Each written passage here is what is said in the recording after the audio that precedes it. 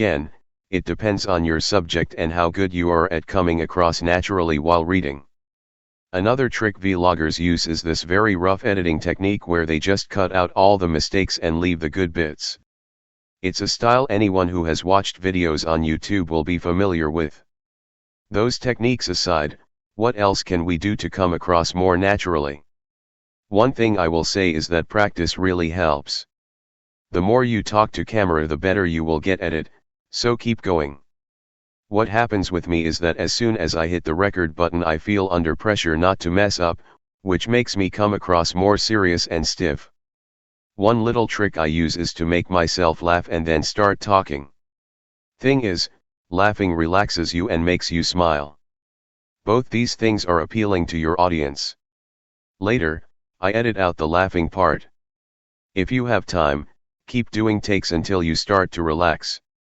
Eventually, the fear of getting it wrong will fade and your more natural self will come out. Just be patient. And remember, those mistakes you make are what makes you human. Your viewers will love to see some of those mistakes from time to time. They really help to connect us, because ultimately we are all human and make mistakes. 5 Smartphone Vlog Tips for Beginners. If this is the first time you've shot video in a more serious way, here's some basic beginner tips. 1. Clean the lens. We use our smartphones for everyday life, and when we're holding them, dust and grease from our hands goes onto the lens. Then we get a foggy looking image. But a quick wipe will make sure the lens is clear. 2. Check storage. Video takes up quite a lot of space on your phone's memory, so make sure there's enough space there. When I start to shoot a new video, the first thing I do is delete all the files from the previous video. 3. Check battery level. Make sure your gimbal, smartphone, and any other battery-powered kit are fully charged before you head out. Nothing is worse than just when you are getting some good footage, you need to stop to recharge. 4. No roving camera. People filming their family or their vacation often shoot video with a roving camera. They just start recording, then move the camera around trying to film everything. What you end up with is often messy and horrible to edit. To shoot more cinematic footage, it helps to plan each shot. Focus your mind and create shots with more purpose. Think of each shot as a mini story itself, with a beginning, middle, and end. Ask yourself these 3 questions. Where does the shot start? Where does it move to? What is the point of the shot? 5 different angles. Another beginner thing to do is shoot everything from your eye level. Again, when we film our family or our vacation, we tend to shoot everything with the camera at eye level. Then when you edit, every shot has a similar feel. Thing is, it's actually easier to edit together shots from contrasting angles and your final video will look smoother and more cinematic. To add more value to your shots, think about getting low shots or high shots. Use foreground to add depth. Use movement within the frame combined with the movement of the camera. You're only limited by your creativity. Photographers or videographers are constantly looking for opportunities. Use colors, use reflections, use architecture, use light.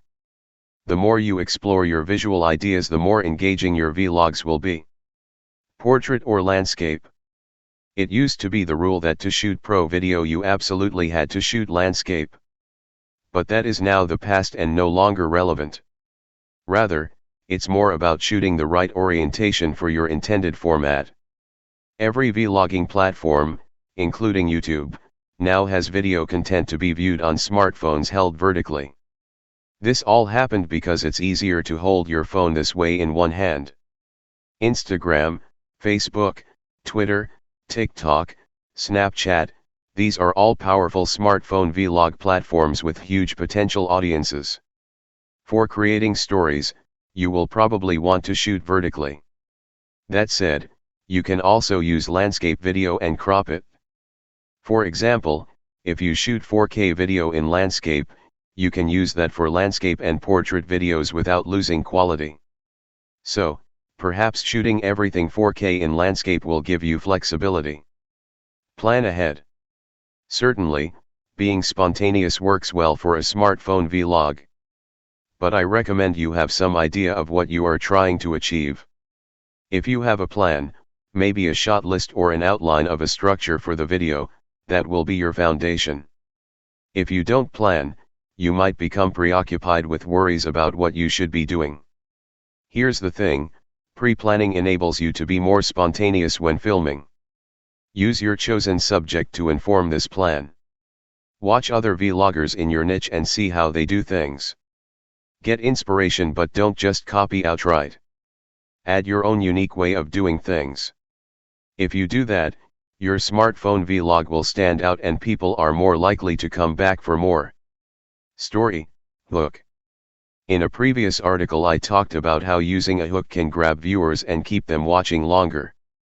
A story hook is something that's a bit unusual, which might get people curious. We want to know what happens. People have been putting hooks in their stories since we started telling stories, thousands of years ago. And you don't need to base jump off the Empire State Building. Anything which hooks people who are interested in your subject. For example, one of my recent videos was my opinion regarding smartphone camera vs Pro camera. As this is currently quite a heated topic, people are curious to hear the arguments. In this case, the topic of the video itself is a hook. If you don't have a hook before filming, you might discover one during filming. Something funny or unexpected might happen. This is something that might hook people into watching. When you come to edit, think about using that moment as a hook. Tease it at the start, but don't give it all away. Make sure people have to watch to find out what happened. Tip: accidental BG music. Quick tip: if you're talking to camera, out and about somewhere, be careful about music playing in the background. If it gets picked up by your mic, it might get flagged by YouTube for copyright. Then you'll lose monetization for that video. Editing. There are apps which allow you to edit directly on your phone. For iOS, one of the standout apps is Lumafusion. I've edited several of my YouTube videos using this app. That said, I did use an iPad for the extra screen space. There's also iMovie, which is very simple and quick to use, albeit without too many features. For Android there are apps such as KineMaster and Power Director. An app one really like is called Vlog Now, and it's free and available for iOS and Android. There's also an app called CapCut, which is a hit with TikTokers. So you can get started editing on your phone with a free app. Long term, you will probably want to edit on a laptop or desktop computer. Editing, talking to camera. Record yourself talking to camera in one long take. Don't worry too much about mistakes, you can cut them out, or leave them in if they're funny. Now drop the whole take onto your timeline. Go through cutting out all the bad bits. Many successful YouTubers are really ruthless, cutting out breaths and ums and ahs. This makes the whole thing very fast-paced.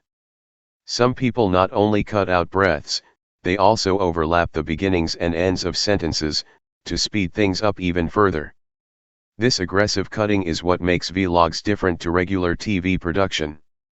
But it really depends on your style and subject. For example, there's a YouTuber I follow whose videos are all about living on a canal boat. It's all about a slower way of life.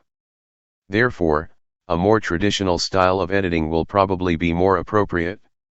Editing, BRoll. Once you have your talking footage cut, you can add BRoll. BRoll is usually used either to illustrate what you're saying or in a montage on its own, with music. Let's say I'm talking about a lens for a smartphone and how to mount it.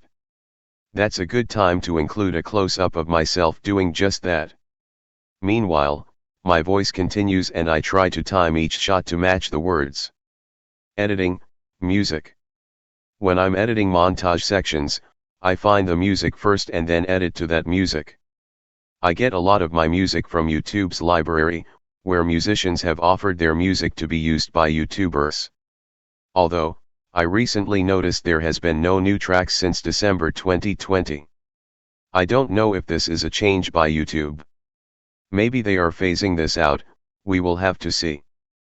You do have to spend some time searching the YouTube library, because the quality of the music varies a lot. But, as it's free, we can't really complain. Other tracks I purchased from Premium Beat. If I think I will use a track a lot, then it seems more worthwhile to buy the track. I know some people use music subscription services, that way you get access to a library of tracks that you know will be good quality. But that will depend on your budget. Certainly, there's enough good music in the YouTube library to get you started. If you edit using Lumafusion, you get access to a few free music tracks via the integrated story blocks. Now, considering the cost of Lumafusion is only $30, it's almost worth buying it just to get the free music. By comparison, one track of music from Premium Beat costs about $50. I counted 30 free music tracks in Lumafusion. And 30 x 50 equals $1,500 worth of music, if you were to pay Premium Beat rates. If you want access to all story blocks tracks and stock footage, then there's a subscription fee option. Editing, montage. Once I've chosen my music track for the montage, I place it on the timeline. Now I go through my BRoll clips, which are usually 60 fps. Next, I scrub through each clip to find the best bit of that clip. Drag the clip onto the 24 fps timeline and slow it down to 40%. I usually time each clip to the beat of the music. Trimming and stretching clips to fit. One trick is to create a clip the correct length, then use that as a measure. Place the next clip above the first clip. Make it the exact same size, then place it after. Now it should fit the beat of the music. Then it's just a matter of playing around with the clips, to create something cinematic. For next level montage sequences, choose clips to coincide with the feel of the music.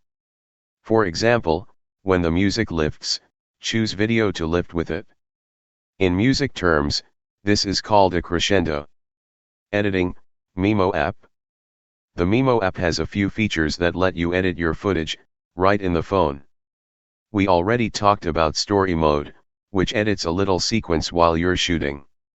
It might take me a few hours to shoot footage, compile it, work on it, find music and so on. So, more than anything, story mode can be a time saver. The Memo app also has a regular editing app. Select clips and Memo then imports them into the editor. There's quite a few options: trim clips, swap them around, change the speed, add music from a free library, add filters, add text, a few transition options too, Instagram style stickers, adjust the speed of the clip. This is pretty similar to editing apps like VN or CapCut. You can also change the frame to vertical, if you're creating something for an Instagram story, Facebook story, and so on. Now, there's a third editing option within the app, which is the AI editor. This one is like story mode, except it allows you to use an editing template to create a sequence from clips you've already shot. There are limitations to these apps. One is that you cannot export your final video in 4K, you are limited to 1080p or 720p. And of course there are many fewer editing features compared to software such as Adobe Premiere, Final Cut Pro or even Lumafusion. Smartphone video color grading tips. Personally, I don't spend hours and hours color grading each video. However, there might be times when a little touch up here and there will improve the look. Again, the subject of your vlog will determine how cinematic your video needs to be. Here's some grading tips for getting the most from your smartphone video. The first thing to remember is that smartphone video is designed to look great straight from the phone. Of course, you can always use preset filters when filming, like the ones you get in the Memo app. They can do a job and save you time. Smartphones tend to add a lot of contrast and sharpness. So I like to reduce contrast, brighten the shadows a little, darken the highlights a little as well. This makes the video look softer and easier on the eye. For example, this shot of a gimbal I have from an earlier video. At first it looks like it's too dark, the shadows are black. You might think this is not great for a product review where you want to show the product to your viewers. However,